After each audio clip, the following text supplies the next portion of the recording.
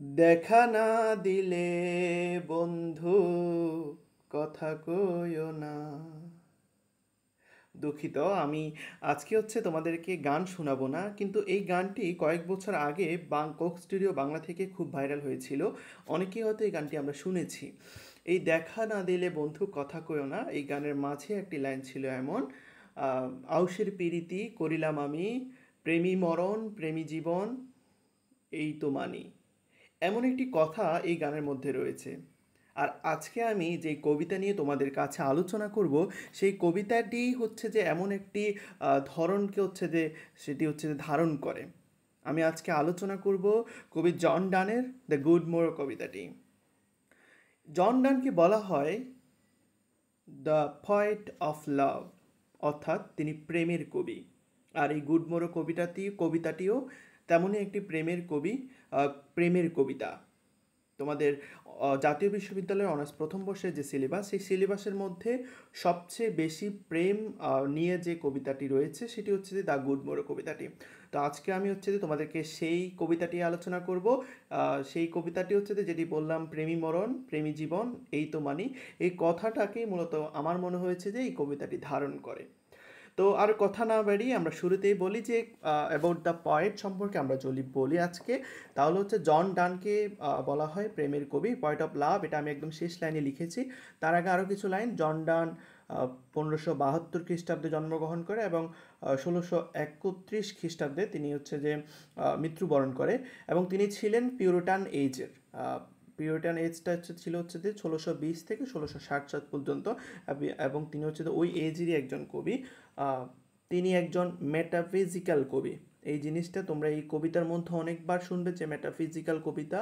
তো এই জিনিসটা তা তোমরা আরও শুনবে, তা আমরা এখন আর বিস্তারিত আলোচনা করছি না। এবং জন ডানই শুরু করেছিলেন এই ধরনের কবিতা লেখা, এবং জন ডানকে মূলত বলা হয় যে মেটাফিজিক্যাল কবিতা যিনি পথ প্রদর্শক, তিনি মূলত জন ডান। এখন মেটাফিজিক্যাল কবিদের মধ্যে আরও রয়েছে, যেমন রয়েছে অ্যান্ড্রু মার্ভেল, তোমরা থার্ড ইয়ারে গেলে ওনার কবিতা পড়বে। জর্জ হারবার্ট থার্ড ইয়ারে আছে। তারপর হেনরি ভোগান অ্যান্ড রিচার্ড ক্রাশো। হ্যাঁ, জন ডানের যে প্রেমিকা ছিলেন, প্রেমিকার নাম ছিল অ্যানি মোর। এবং এটার অনেকটা কাহিনী রয়েছে, যে প্রেমিকার সাথে তিনি গোপনে বিয়ে করেছিলেন। এরপর প্রেমিকার পিতা জেনে গিয়েছিলেন। এরপর যে তাদের বিচ্ছেদ বা এরকম অনেক কিছু হয়েছে। এটার কাহিনী যে আমরা কোনো ভিডিওতে যে তোমাদেরকে জানিয়ে দেব। তো আমি লাস্টে লিখেছি যে জন ডানকে বলা হয় পয়েট অফ লাভ। আমরা জানি ইংরেজি সাহিত্যের যে কবিরা রয়েছেন, সেই কবিদের কিছু উপাধি রয়েছে, যেমন ওয়ার্ডসওয়ার্থকে বলা হয় দ্য পয়েট অফ নেচার। হ্যাঁ, তারপরে যে এরকমভাবে যে কিছু উপাধি রয়েছে। তো জন ডানের উপাধি যে পয়েট অফ লাভ। আচ্ছা, এরপরে যে আমরা আলোচনা করেছি মেটাফিজিক্যাল পয়েম এই জিনিসটাকে নিয়ে, এই টার্মটাকে নিয়ে।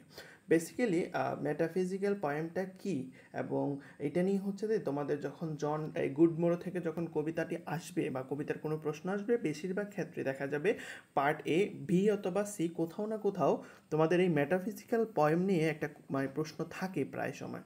তো এই জন্য আমি এই জিনিসটাকে ইংরেজিতে দিয়েছি, যাতে তোমরা এটা মুখস্থ করতে পারো, মুখস্থ রাখতে পারো এবং লিখতে পারো। তাহলে আমি এখন দেখি মেটাফিজিক্যাল জিনিসটা কি, বা মেটাফিজিক্যাল পয়েম বলতে কি বুঝি আমরা, এটা নিয়ে আলোচনা করি। চলো। The term metaphysical comes from the Greek words meta and physical, অর্থাৎ এটা গ্রিক শব্দ মেটা এবং ফিজিক্যাল থেকে এই শব্দটি এসেছে। ম্যাটা মিন্স ম্যাটার মানে যে beyond, and physical means natural.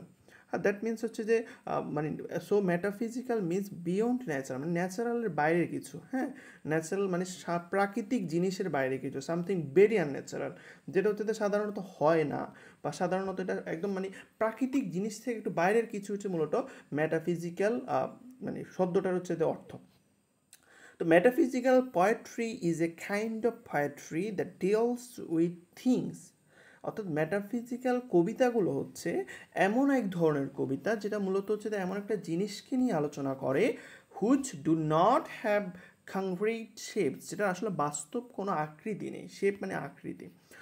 In other ওয়ার্ডস, অন্যভাবে বলা যায় যে ইট deals with abstract ideas.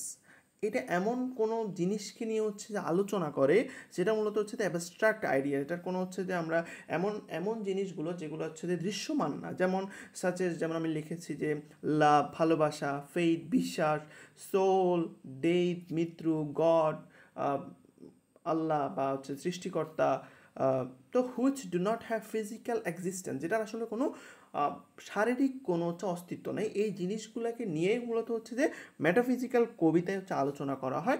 Metaphysical কবিতা এগুলোই মূলত লেখা হয়। আশা করি তোমরা মেটাফিজিক্যাল জিনিসটা কি এটা বুঝতে পারছো, এবং তোমরা যদি চাও এই জিনিসটা, এই অংশটা শিখে রাখতে পারো। এটা সবসময় হচ্ছে যে দেখবা এটা তোমাদের first year, second year, third year, fourth year সব জায়গায় এই মেটাফিজিক্যাল পয়েম নিয়ে খুব প্রশ্ন থাকে এবং সব জায়গায় তোমাদের এটা কাজে লাগবে। এখন আসি, আমি একটা ছোট্ট একটা লিখেছি যে কনসেইট। কনসেইট হচ্ছে একটা তোমাদের লিটারারি টার্ম, যেগুলো হচ্ছে যে মূলত মেটাফিজিক্যাল কবিতার মধ্যে কনসেইট জিনিসটা হচ্ছে যে বেশিরভাগ আমরা দেখে থাকি। এখন আমি এক লাইনে হচ্ছে এটা লিখেছি যে এই জিনিসটা আসলে কি, আমরা হচ্ছে যখন কবিতা পড়বো তোমাদেরকে আমি ব্যাখ্যা করে উদাহরণ দিয়ে বুঝিয়ে দেবো যে কনসেপ্ট জিনিসটা কি। তো এক লাইনে আমি কি লিখেছি যে concept is an unusual comparison between two very dissimilar things. অর্থাৎ কনসেপ্ট হচ্ছে যে এটা এমন একটা অস্বাভাবিক তুলনা, যেটা হচ্ছে খুবই ডিসিমিলার থিংয়ের সাথে একটা অস্বাভাবিক তুলনা করে, যেটার সাথে আসলে কখনো মিলে না, এমন একটি তুলনা হচ্ছে যে মূলত এই কনসেপ্টের মধ্যে করে থাকে। যখন মানে এইরকম কোনো তুলনা করে, এই জিনিসটা হচ্ছে যে এটাকেই বলা হয় কনসেপ্ট, এবং এই কনসেপ্টটা মূলত মেটাফিজিক্যাল কবিতাগুলোর মধ্যে অনেক বেশি ব্যবহৃত হয়। আশা করি তোমরা বুঝতে পারছো। তো আসা আমরা হচ্ছে যে এখন আমরা কবিতার মধ্যে চলে যাই, যে আসলে কবিতার মধ্যে কি বলেছে এটা নিয়ে আমরা একটু বলি। অ্যাবাউট দ্য পয়েম, কবিতাটি আসলে কি সম্পর্কে। দ্য গুড মোরো, গুড মোরো আসলে এটা হচ্ছে, যদি কবিতার লাইনের কথা বলি, এটা মূলত গুড মর্নিং বা শুভ সকাল, এই জিনিসটাকে লেখা হয়েছে যে গুড মোরো। এটি একটি মেটাফিজিক্যাল প্রেমের কবিতা, যেখানে কবি দুই প্রেমিকের আত্মিক সম্পর্ক ও মানসিক ঐক্যের কথা বলেন। কবিতাটি 3টি স্তবকে বিভক্ত এবং এটি ডানের প্রেমের কবিতার অন্যতম একটি শ্রেষ্ঠ নিদর্শন। হ্যাঁ, এখানে তিনি ভালোবাসা শুধু শারীরিক নয় বরং আত্মিক চেতনাগত উচ্চতার উন্নতি করেন। কবিতাটির চেতনার জাগরণ, প্রেমে পৌঁছানোর মাধ্যমে জীবনের প্রকৃত শুভ সকাল ঘটেছে, এই ভাবনাটি ফুটে উঠেছে মূলত এই কবিতার মধ্যে।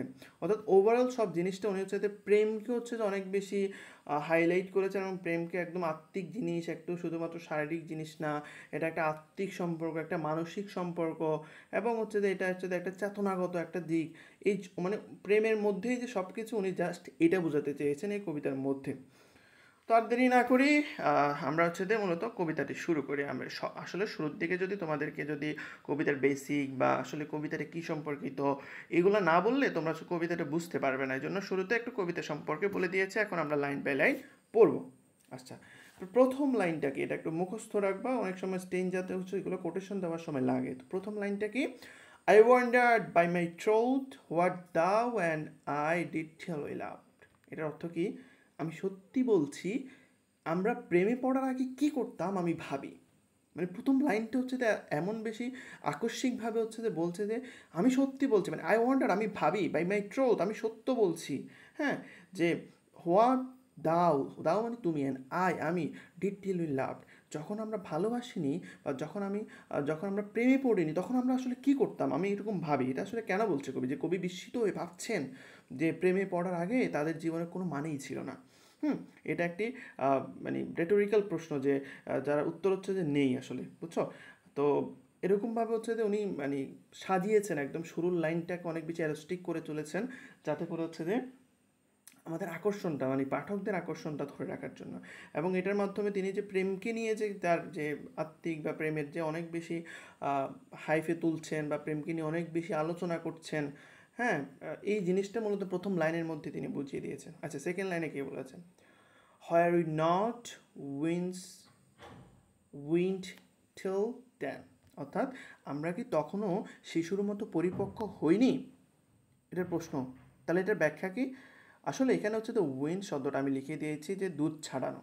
হ্যাঁ, এটা হচ্ছে যে মূলত শব্দটা হচ্ছে শিশুর মাতৃদুগ্ধ ছাড়ানোকে আসলে বোঝানো হয়েছে। হ্যাঁ, তো কিন্তু ডান হচ্ছে যে এটি ব্যবহার করেছেন প্রতীকী হিসেবে, মানে যেন এখন তিনি বলছেন যে যেন প্রেম না থাকা পর্যন্ত তারা পরিপক্কই হয়নি, জিনিসটা এমন বোঝানোর চেষ্টা করেছেন যে আমরা কি তখনও শিশুর মতোই পরিপক্ক হইনি, যে we not wind till then, যে আমরা কি হচ্ছে যে তখনও শিশুর মতোই পরিপক্ক হয়নি যখন আমাদের প্রেম ছিল না। এই যে দেখো আমি যে বললাম যে একটা কনসেপ্ট জিনিসটাকে একদম দুইটা হচ্ছে ডিসিমিলার থিংয়ের হচ্ছে যে থিংয়ের মধ্যে হচ্ছে তুলনা করা। যেমন এখানে দেখো প্রেম যে প্রেমের যে জীবন, প্রেমহীন যে জীবন, প্রেম ছাড়া যে জীবন, এই জীবনটাকে তিনি কিসের সাথে তুলনা করেছেন? তিনি তুলনা করেছেন যে একদম দুধ ছাড়ানো একদম শিশুর সাথে, হ্যাঁ, একদম ওই একদম দুধ ছাড়ানো শিশুর মতো ওই জিনিসটার সাথে তুলনা করছেন কি, কোন জিনিসকে? প্রেমহীন একটা জীবনকে। এটাই হচ্ছে মূলত একটা কনসেপ্ট, ঠিক আছে? তোমাদের প্রশ্ন আসলে তোমরা লিখতে পারবা। এরপর আসো আমরা দেখি তৃতীয় লাইনের মধ্যে কি বলেছে, but chart and country pleasure childishly, আমরা কি কেবল শিশুসুলভভাবে নিচু মনের আনন্দ উপভোগ করতাম? হ্যাঁ, আহ, তো এখানে বলতেছে যে কি, যে আমরা কি শুধু কেবল শিশুসুলভ নিচু মানের আনন্দ, এখানে কান্ট্রি প্লেজার মানে নিচু মানের আনন্দ, মানে যখন বলতেছে যে এখানে বোঝানোর চেষ্টা করছে যে কি প্রেম না পড়া পর্যন্ত তারা শুধু শরীরের আনন্দ বা বাহ্যিক সুখ নিয়ে তো আসলে সন্তুষ্টি ছিল, যা ছিল একদম অপ্রাপ্ত বয়স্কদের আনন্দ। এটি প্রেমের গভীরতা বা শ্রেষ্ঠত্ব হচ্ছে যে মানে বোঝাতে ব্যবহৃত হয়েছে আর কি। মানে বলতেছে যে কি আমরা কি কেবল শিশুসুলভের নিচু মানের আনন্দ উপভোগ করতাম তখন, যে আমরা যখন প্রেমে পড়িনি, হ্যাঁ, তখন তিনি ভাবতেন যে আমরা তো যখন প্রেমে পড়েন তখন তার তার মানে তিনি শিশু ছিলেন, হ্যাঁ, তখন শিশুসুলভ আচরণই করতেন, মানে প্রেমহীন জীবনকে একদম তুচ্ছ বলতেছেন তিনি। আচ্ছা, এরপরের লাইনে কি বলতেছে যে কি, or snorted we in the seven sleepers den, হ্যাঁ, এখানে বলতেছে নাকি আমরা 7 নিদ্রাচারী গুহায় ঘুমিয়েছিলাম। দেখো এখানে মানে বোঝানোর চেষ্টা করছেন যে যে আমরা কি হচ্ছে যে তখন হচ্ছে যে নাকি হচ্ছে যে আমরা একদম শিশুসুলভ, যখন আমরা প্রেমে পড়িনি তখন কি হচ্ছে যে আমরা শুধু শিশুসুলভ আচরণ করছি, নাকি আমরা শুধু ঘুমিয়েছিলাম তখন, হ্যাঁ, আমরা কোথায় ছিলাম? এখন বলতেছে অর স্নর্টেড মানে নাক ডাকতাম এখানে দেখো সেভেন স্লিফার্স ডেইন হচ্ছে যে একটা তুলনা বুঝাইছে, হ্যাঁ, সেভেন স্লিফার্স ডেইন হচ্ছে যে একটা মানে সেভেন হচ্ছে যে একটা খ্রিস্টীয় একটা কাহিনী, যেখানে হচ্ছে যে কয়েকজন তরুণ যারা হচ্ছে যে কয়েক শতাব্দী ধরে ঘুমিয়েছিল হচ্ছে যে একটা গুহার মধ্যে, হ্যাঁ, তারা হচ্ছে যে প্রায় কত বছর এটা আসলে এখন মনে পড়ছে না, ওই কত বছরটা হচ্ছে তারা হচ্ছে যে ঘুমিয়েছিল একটা গুহার ভিতর, এবং যখন তারা উঠে আসলো তখনও তারা ইয়াং ছিল, প্রায় কয়েকশো বছর পরে।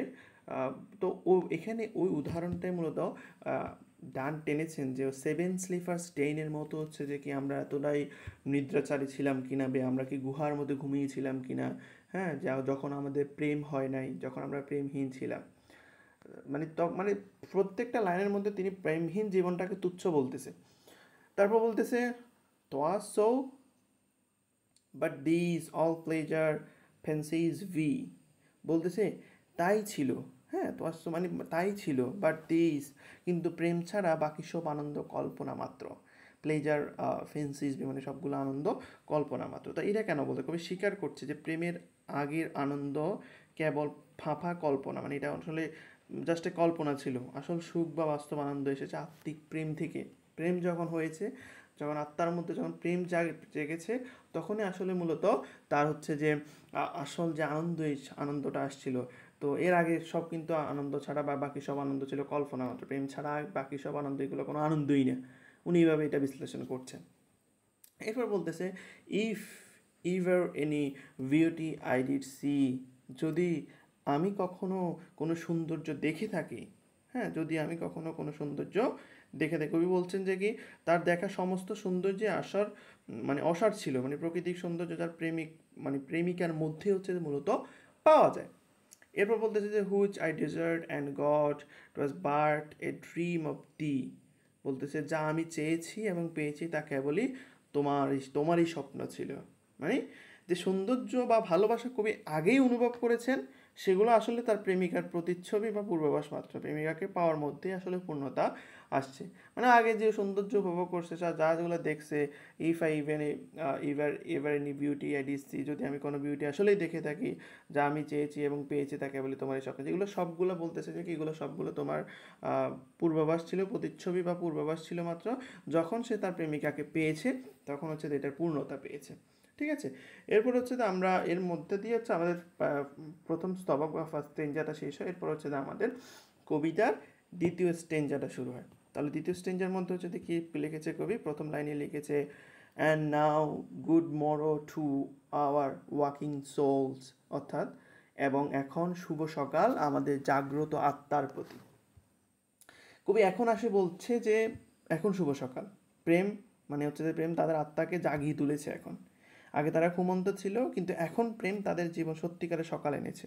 গুড বোর্ডে হচ্ছে যে গুড মোড়ো দ্বারা এখানে বলতেছে এটা হচ্ছে শুভ সকাল, শুধু এমনি শুভ সকাল না, এখানে গুড মোড়ো দ্বারা হচ্ছে যে মূলত বুঝিয়েছে যে যে এখানে প্রেমের জাগরণ হয়েছে, তাদের প্রেম হয়েছে, এই প্রেমের মাধ্যমে মূলত তাদের জীবনের মূল শুভ সকাল বা তাদের মূল যে জাগরণটা, এই জাগরণটা মূলত হয়েছে। তো এখন বলতেছে যে কি, এবং এখন শুভ সকাল আমাদের জাগ্রত আত্মার প্রতি, which watch not one another out of fear, যা একে অপরকে ভয়ে নজরে রাখে না।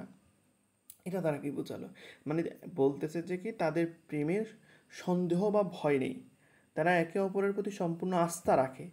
প্রেম এখানে বিশ্বাসে পরিপূর্ণ, একদম পূর্ণ, একদম সন্দেহহীন একদম। হ্যাঁ, এরপর বলতেছে হচ্ছে যে for love all love of other sides controls, বলতেছে কি কারণ এই প্রেম অন্য সব দৃশ্যের প্রেমকে দমন করে। এটা কেন বললো, অর্থাৎ তাদের প্রেম এত গভীর ও পরিপূর্ণ যে অন্য কোনো সৌন্দর্য বা আকর্ষণ দরকার নেই। এটা একান্ত একমুখী ভালোবাসা। এই এই এই কথাটা তারা একদম এটা বলছে যে for love all love of other side, মানে অন্যান্য সব ভয় বা অন্যান্য সব দৃশ্য, হ্যাঁ অন্যান্য সব দৃশ্য এখানে দুঃখিত, হয়তো ভয়টা আমি ভুলে লিখে ফেলেছি, আগের ফিয়ারের ভয়টা লিখতে গিয়ে এখানে সাইট, অর্থাৎ সাইট অর্থাৎ দৃশ্য, নট ভয়। এই দৃশ্যটা হচ্ছে যে কন্ট্রোল, অর্থাৎ মানে এই দৃশ্যটা হচ্ছে যে একদম কি বলবো, যে তাদের যে প্রেম এত গভীর পরিপূর্ণ যে অন্য কোনো মানে আকর্ষণ দরকার নেই তাদের, এরকমটা বোঝাতে চেয়েছেন যে for love all love are other side controls and makes one little room and everywhere, বলতেছে যে কি এবং একটি ছোট ঘরকে বানিয়ে তোলে সমগ্র পৃথিবী। এখন এটা কি বললো যে মানে হচ্ছে যে কি প্রেমিক প্রেমিকা যখনই যেখানেই থাকুক তাই হচ্ছে তাদের পুরো জগৎ, বাহ্যিক ভ্রমণ বা জগতের প্রয়োজন নেই, কারণ প্রেমই তাদের হচ্ছে যে মূল জগৎ এবং মূল পরিপূর্ণতা। আশা করি বুঝতে পারছো যে তারা বলছে যে অ্যান্ড মেক ওয়ান লিটল, মানে একটা রুমকে যেখানে হচ্ছে যে শুধু প্রেমিক প্রেমিকা থাকলেই হচ্ছে যে সেই জগৎটা একটা, সেই রুমটাই হচ্ছে তাদের হচ্ছে যে সমগ্র পৃথিবী হয়ে যায়।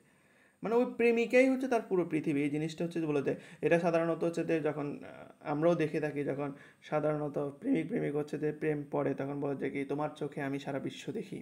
হ্যাঁ, এরকমটাই হচ্ছে যে মূলত কবি বলছে, ওই যে একটু মানে একদম শুরুতে যখন আমি গান শুনাইলাম যে সেখানে হচ্ছে যে এই জিনিসটা হচ্ছে যে বললাম যে প্রেমী জীবন প্রেমী মরণ, মূলত ওই জিনিসটা হচ্ছে যে কবি বললেন যে হ্যাঁ, যে একটি ছোট ঘরকে হচ্ছে পানি তুলে সমগ্র পৃথিবী যখন হচ্ছে তার প্রেমিকা তার কাছে থাকে। দেখো এটা হচ্ছে যে একটা হচ্ছে যে মেটাফিজিক্যাল একটা চিত্রকল্প আমরা বলতে পারি, এখানে হচ্ছে যে এটা মেটাফিজিক্যাল একটা চিত্রকল্প এখানে হয়েছে একদম। তারা বলছেন যে তিনি পুরো একটা ঘরকে উনি একদম পৃথিবী বানিয়ে ফেলেছেন, একটা অ্যাবস্ট্রাক্ট একটা জিনিস না, একটা মানে অন্যরকম একটা জিনিস তিনি হচ্ছে যে এখানে উল্লেখ করলেন, সাধারণত তো এটা হয় না। আচ্ছা যাই হোক, তারপরে হচ্ছে যে কি let's sea discoverers to new worlds have gone, বলতেছে কি সমুদ্র আবিষ্কারকারীরা যাক নতুন জগৎ খুঁজতে, বলতেছে লেট যাক সি ডিসকভার্স, যারা হচ্ছে যে সমুদ্র আবিষ্কার করে to new worlds have gone, অর্থাৎ সমুদ্র আবিষ্কারকারীরা যাক নতুন একটা দৃশ্য মানে নতুন জগৎ খুঁজতে যাক। বলতেছে তারা আর বাহ্যিক জগৎ খোঁজেন না, অর্থাৎ সমুদ্র যারা আবিষ্কার তারা যাক, সমস্যা নেই, কিন্তু তিনি যাবেন না। প্রেমী তাদের নিজস্ব স্বর্গ তৈরি করছে, পৃথিবীর অন্বেষণ আর প্রয়োজন নেই, তিনি এটা বোঝাতে চাচ্ছেন যে তার প্রেমী আছে, প্রেমী তার একদম সব পৃথিবী, তার আর নতুন পৃথিবী দেখার দরকার নেই। সমুদ্র আবিষ্কারকারীরা যাক না, সমস্যা নাই তো, এটাই বলছে। পরের লাইনে বলতেছে যে কি let maps to others worlds on worlds have shown, বলতেছে মানচিত্র অন্যদের দেখার অনেক অনেক জগৎ, বলতেছে মানচিত্র আছেই, সেই মানচিত্রটা অন্যদেরকে অনেক জগৎ দেখাক। বলতেছে যে কবিও তার প্রেমিকে মানে এতটাই আত্মতুষ্ট প্রেমী, ডুবে আছেন যে বাহ্যিক জগৎ মানচিত্র বা পুরো দেশ ভ্রমণ করা, পুরো পৃথিবী ভ্রমণ করা, এটার কোনো প্রয়োজন নেই তাদের, কারণ তাদের কাছে প্রেমিক প্রেমিকা হচ্ছে এত প্রেমে মগ্ন আছে তারা, তার কাছে প্রেমিকার কাছে প্রেমিকই শেষ, শেষ কথা।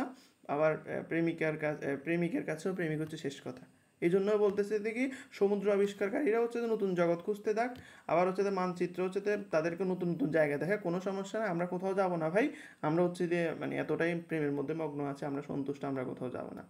এরপর লাইনে কি বলতেছে, let us possesses and one world, each hath one and in one, আমরা একটি জগৎ দখল করি, প্রত্যেকের একটি আছে এবং সে নিজেই একটি জগৎ। এটা দ্বারা কি বলতেছে যে মানে মানে প্রেমিক প্রেমিকা একে অপরের ভিতর সম্পূর্ণ জগৎ খুঁজে পেয়েছে, প্রত্যেকে অপরজনের পৃথিবী হয়ে উঠেছে, তাদের আত্মিক মিলনের হচ্ছে যে মানে মূলত পৃথক অস্তিত্ব কোনো নেই। বলতেছে আমরা একটি জগৎ দখল করি, লেট আস পোজেস, আমরাই একটা জগৎ দখল করি, ওয়ান ওয়ার্ল্ড, একটা জগৎ, ইচ হ্যাজ ওয়ান, আমাদের প্রত্যেকেরই আছে, অ্যান্ড ইন ওয়ান, আমাদের প্রত্যেকেরই এক একটা, মানে প্রত্যেকে একটি আছে এবং সে নিজে একটি জগৎ। মানে প্রেম বলতেছে যে কি প্রেমিক প্রেমিকা এক অপরের মধ্যে সম্পূর্ণ জগৎ খুঁজতে পেরেছে, মানে প্রেমিক প্রেমিকার মধ্যে হচ্ছে সব জগৎ খুঁজে পেয়েছে এবং প্রেমিকা প্রেমিকের মধ্যে হচ্ছে তার পুরো জগৎটাকে খুঁজে পেয়েছে। আশা করি তোমরা বুঝতে পারছো। এরপর হচ্ছে যে মাই ফেস, এখান থেকে মূলত হচ্ছে আমাদের তৃতীয় স্টেঞ্জাটা শুরু হয়। তো এই তৃতীয় স্টেঞ্জাতে বলতেছে যে কি my face in thine eye, thine in mine appears, অর্থাৎ আমার মুখ তোমার চোখে আর তোমার মুখ আমার চোখে প্রতিফলিত হয়। অর্থাৎ কি যে তারা একে অপরের চোখে নিজেদের প্রতিফলন দেখে, যেন প্রেমী দুজন একে অপরের আত্মার আয়না হয়ে উঠেছে। এই জিনিসটা হচ্ছে যেটা বললাম যে যখন প্রেমিক প্রেমিকায় একদম মুগ্ধ হয়ে যায় তখন কি বলে আমি তোমার চোখে পুরো পৃথিবী দেখছি। তো এই জিনিসটা আসলে আমাদের বর্তমান যুগেও যেভাবে বলে, ওই যে 300-400 বছর আগে কবিও সেভাবে বলে গিয়েছে যে তোমার চোখে আমি, আমার মুখ তোমার চোখে দেখি, তা আমি তারপর হচ্ছে যে আর তোমার মুখ আমার চোখে প্রতিফলিত হয়, জিনিসটা হচ্ছে যে কবিও বলে গিয়েছেন আর অনেক বছর আগে। And true plain hearts do in the faces rest, অর্থাৎ সত্য ও সরল হৃদয় প্রতিফলিত হয় মুখে, অর্থাৎ তাদের প্রেমে কোনো ভণ্ডামি নেই, সত্যিকারের হৃদয় প্রকাশ মুখেই ফুটে ওঠে, সত্য এবং সরল হৃদয়টা হচ্ছে প্রতিফলিত হয়ে ওঠে মুখে। Where can you find two better hemisphere, আমরা আর কোথায় এমন দুটো সুন্দর অর্ধগোলক পাবো। বলতেছে যে প্রেমিক পৃথিবীর দুই অর্ধগোলক সঙ্গে তুলনা করছে, তাদের মিলে হচ্ছে যে সম্পূর্ণ গোলক তৈরি হবে। মানে অর্ধগোলক মানে বলতেছে যে কি কবি নিজেকে একটা অর্ধগোলক বলতেছে, তার প্রেমিকাকে একটা অর্ধগোলক বলতেছে, অর্থাৎ তারা মানে হচ্ছে যে দুইটা মিলে হচ্ছে যে একটা পুরো পৃথিবী, বলতেছে আমরাই পৃথিবী। আর এমন কোথায় আমরা দুটি সুন্দর অর্ধগোলক পাবো, হ্যাঁ, যে দুইটা মিলে হচ্ছে যে পৃথিবী হবে। কবি নিজেদেরকে এইভাবে হচ্ছে এক্সপ্লেইন করতেছে। এরপর কি বলতেছে, উইদাউট, হ্যাঁ, without sharp north, without declining west, যেখানে নেই নির্মম উত্তর, নেই অস্তমিত পশ্চিম। মানে এখানে নর্থ প্রতীক হচ্ছে যে মূলত মানে কঠোরতা এবং শীতের প্রতীক, নর্থকে হচ্ছে যে কঠোরতা এবং শীতের প্রতীক হিসাবে বোঝাইছে, এবং ওয়েস্টকে হচ্ছে যে মূলত তোমার এখানে একটা সূর্যাস্ত, একদম মৃত্যুর, যে সূর্যাস্ত মানে তো কোনো একটা শেষ হয়ে যাওয়া, মানে মৃত্যুর সাথে এটা তুলনা করেছে আর কি। অর্থাৎ তাদের প্রেমের জগতে কোনো শীতলতা বিষাদ বা শেষ নেই, এটা চিরন্তন। দেখো কত সুন্দরভাবে হচ্ছে তুলনা দিয়েছেন তিনি। ওয়েস্ট দ্বারা হচ্ছে মূলত পশ্চিমের অস্তিমিত সূর্য দ্বারা বুঝাইছেন যে মৃত্যুকে, একদম বলতেছে যে না, এটা এমন একটা প্রেম উইদাউট শার্প নর্থ, এখানে কোনো নির্মম উত্তর নেই, যে উত্তরটাকে মূলত শীতলতা বোঝাচ্ছে, কঠোরতা বোঝাচ্ছে, এরকম কিছু নেই। আবার বলতেছে যে কি না ওয়েস্টও নেই ও পশ্চিম নেই, যে পশ্চিম হচ্ছে সূর্য অস্ত যায়, মরে যায়, ডুবে যায়, শেষ হয়ে যায়, এমন কোনো নাই। অর্থাৎ তাদের প্রেম এতটাই হচ্ছে যে ফিউর, এতটাই তাদের প্রেম যে সেই প্রেমটা আসলে হচ্ছে যে শেষ নাই, শেষ কঠিনতা নাই, শীতলতা নাই, কিচ্ছু নাই, তাদের প্রেম হচ্ছে এমন একটা প্রেম। তারপর বলতেছে যে কি whatever dies was not mixed equally, যা কিছু মরে তা সমভাবে মেশানো ছিল। বলতেছে যে ডান মানে অসম প্রেম টিকে না, চিরস্থায়ী প্রেমে দুজনের সমান মিশ্রণ লাগে। এই দেখো এতক্ষণ হচ্ছে প্রেম নিয়ে এত কথা বলছে, তখন তোমরা হয়তো ভাবছো যে হুদাই এত কিছু বলতেছে, প্রেম তো আসলে টিকে না। প্রেম বেশিরভাগ আমরা দেখি এখন প্রেম টিকে না, প্রেম হচ্ছে যে ধ্বংস হয়ে যায়, অনেকে হচ্ছে যে বেশিরভাগ ক্ষেত্রে আমরা বিচ্ছেদ চোখে পড়ে। এই জিনিসটা এসে এই লাইনের মধ্যে কবি কত সুন্দরভাবে বলে গিয়েছেন। দেখো যে হোয়াট এভার ডাইজ, যে প্রেমগুলো আসলে মরে যায়, ধ্বংস হয়ে যায়, বিচ্ছেদ হয়ে যায়, ওয়াজ নট মিক্সড ইকুয়ালি, তারা আসলে মিক্সড ছিল না, তারা আসলে ইকুয়ালি ছিল না। তোমার মানে তাদের প্রেমটা দুজন থেকে সমানভাবে ছিল না, হয়তো একজন চিট করছে, নাহলে অন্যজন চিট করছে, হ্যাঁ, দুজনে সমানভাবে সমানভাবে ভালোবাসে নেই। ভালোবাসলে হচ্ছে তাদের মধ্যে হচ্ছে সেই বন্ধনটা তৈরি হইতো, তাদের অস্তিত্ব থাকতো, তারা টিকে থাকতো। টিকে থাকে না বলেই হচ্ছে যে সেগুলো মরে যায়, সেগুলো বিচ্ছেদ ঘটে। দেখো এই লাইনগুলোর মধ্যে কবি শত সুন্দর করে বর্তমানে যে জিনিসগুলো এগুলো আমরা এই লাইনগুলোর মধ্যে হচ্ছে যে খুঁজে পাই। এরপর বলতেছে যে কি if our two loves be one or thou and I, যদি আমাদের প্রেম